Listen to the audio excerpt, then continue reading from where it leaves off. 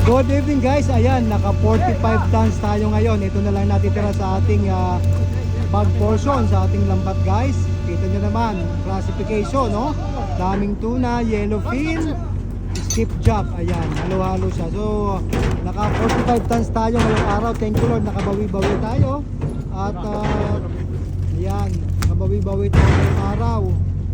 At sa mga panahong mga tayo walang arya, kahit papaano ay ito ngayong araw pinagkalooban tayo, binayayaan tayo ni Lord ng magandang panahon at nakalipad kami kanina, nakapaghanap kami ng grupo ng isda at dito nga ay natagpuan namin itong grasya na kung saan ay pinagkaloob. Ngayon nga po ay tinabi na kami sa pagtatapos ng aming pagsasalok. So thank you Lord for all the blessings, for keeping us safe, and God bless everyone. Thank you po sa pagsubaybay sa inyong kasimahang isda.